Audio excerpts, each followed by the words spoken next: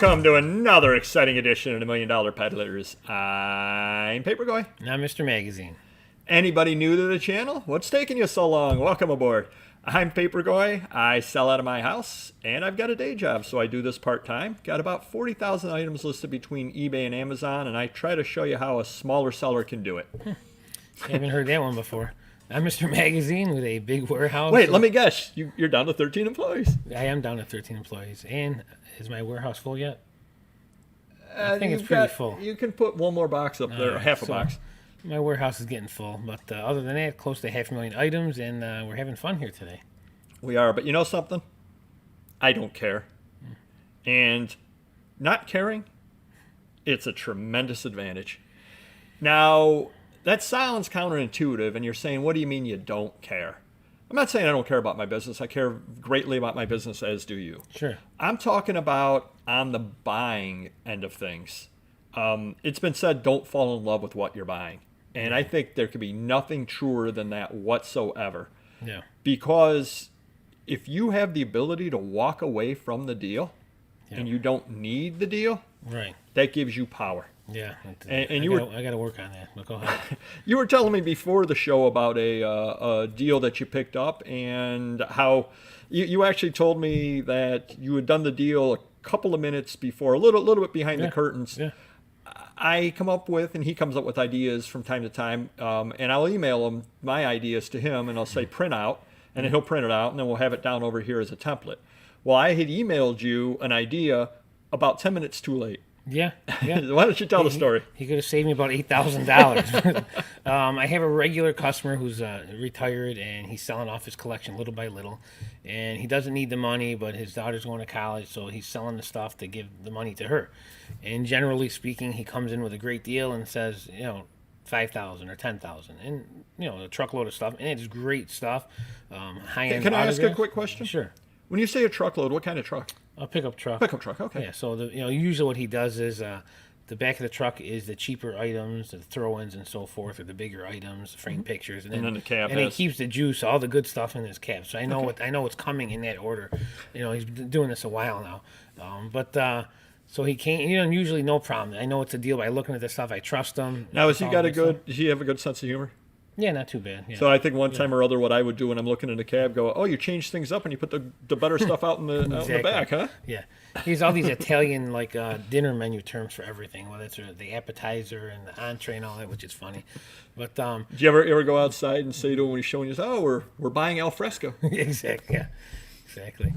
But so this last deal, I'm looking at the cab, and he's showing me the stuff, and I'm like, geez, because he told me ahead of time, I think he wanted 10,000. I'm like, man, I just don't see it. I mean, there's decent stuff. He had a Garbage Pail Kids second series, 2 uncut sheets. I knew those are like $500 each.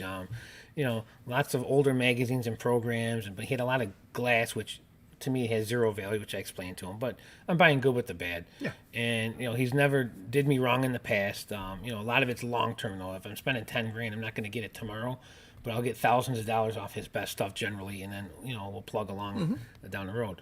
So this time, he showed me his stuff. He did have some really good stuff. And what I try and do is price out the best of the best to see if I can get close to my money back. In a hurry. So if 10% of the stuff is the best of the best, am I going to get my $10,000 back? And this time I felt I was not going to get that back. And he had probably 5% of the stuff was the good stuff, but there might have been a couple $1,000 items in there potentially from what he's saying. And he's old school. He bought a lot of the sports stuff in the 80s and 90s at its peak, so he doesn't know like, hey, this was $500, but now this program's $250 on eBay because there's 20 on there. Do you know what the value of 200 Greg Jeffries rookies is? Yeah. I paid $5 a piece. That's $1,000 right there. Well, now they're worth about a halfpenny. now it's $5 for all 200 of them. So we've gone back and forth a couple times, but now I think he does. Not that he doesn't care. He's like, hey, I think this stuff's worth 20 to 30 grand. Give me 10. And he's a little higher, but even if I'm paying half, there's some good stuff in there. So. This time I said I just don't see it. I go, I don't need to buy this stuff. I could give you the $10,000, but I just feel if it's more of a break even, or I'm going to make a little bit down the road because maybe the really good stuff's only $3,000-$4,000, and then I got to try and peddle the lower end stuff and try and get $6,000 back, which could take years or never. So and that's just to break even, and that's not counting your fees, and that's not counting your employee costs. Exactly. So I said I'd love to deal with you. I don't see it this time. And he goes, well, my daughter's option was I sell it, give her the money, or she's got to sell it.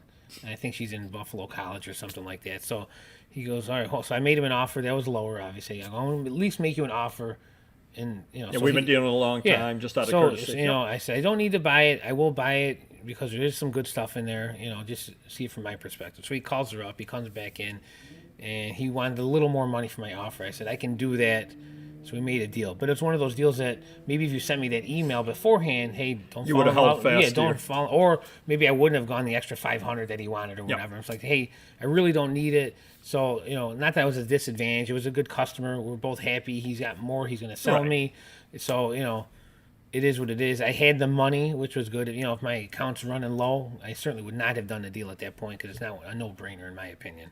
So, but, you live and learn. It's something that you probably would have passed on being in my position. Sometimes I'm competitive and I don't want to lose the deal, and I don't want someone else getting either. So that's my issue that I got to work on. Well, you're actually throwing a wild card into the mix in that you've dealt with him before and he has more stuff. Right. I do have a sense of loyalty, and if I buy from you regularly, and you're not obviously in that case, if he'd come in and he wants 25,000, right. As a former employee of yours used to say, what are you smoking, heifer dust?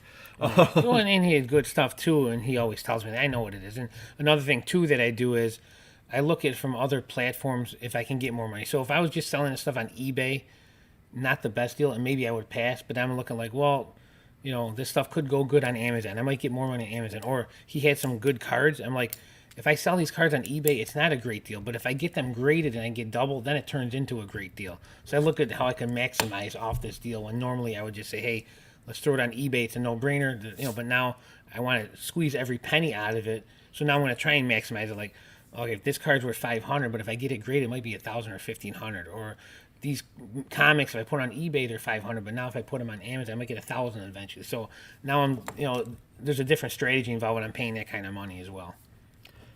And you might have noticed I'm scribbling notes on you. Actually gave me two good ideas for future. See, when you're awake for these videos, it's great. I get lots of new ideas for videos. Thank God for energy drinks.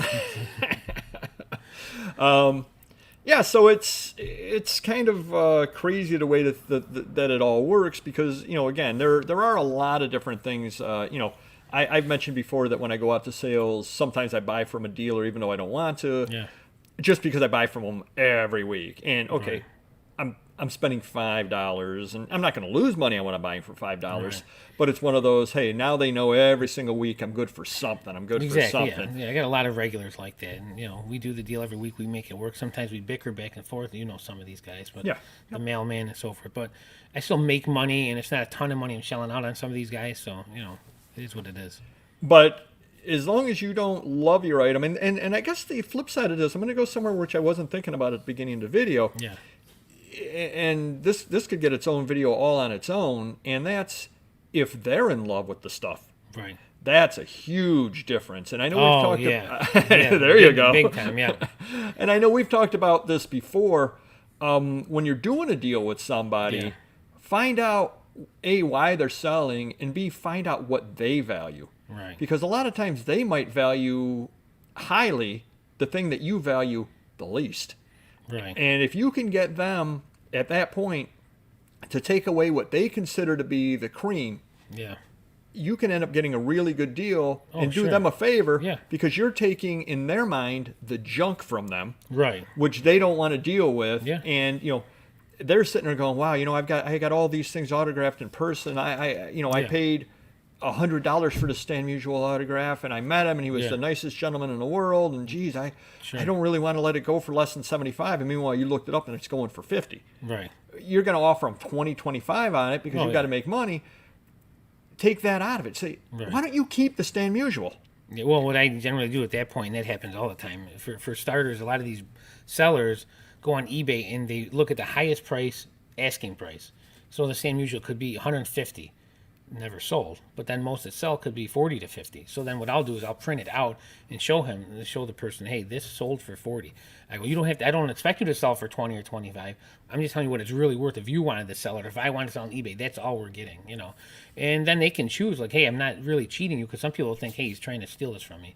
But I'm proving to them the true value of a sold price and explaining to them. But in that case, I would tell them, why don't you keep it? Well, I do say that, yeah. Why don't you keep it? I go, if you want that kind of money out of it, I suggest try Facebook Marketplace, try eBay if you want to get that. But selling to a dealer who has to resell it, I can only give you this much, and this is why. So I would keep that if I were you. And, you know, and it's like 50-50. Sometimes they do, you know, or someone will come in. I got this one regular. He brings a pickup truck in too. Usually, I don't know if he's a picker, but he'll get records a lot. You know, some autograph stuff, programs and things. And he's always 200 take everything. And about a third of the stuff I really don't want. I could care less. I put no value on it. So I would rather say, instead of 150, which he probably would take for everything, I would say, hey, I'll tell you what, I'll give you 100. But you keep that stuff. And in general, what happens, and it works better for me, because now I'm shelling out less money. I don't have to deal with stuff that I'm never going to sell, and he sells more stuff that he could peddle elsewhere. Right. So. Yep. Yeah. So it's that's a very good idea too on that part there. Do you see the light bulb up here? Oh, see? We did. Wow, you couldn't write that. Yeah, magic. Nice.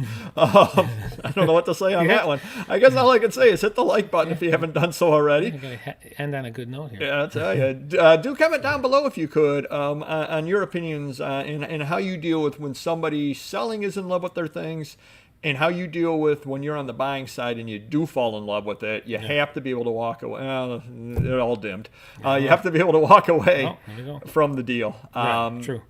So hopefully that helps you some. Do comment down below, and we will see you next video. Take care. Bye-bye.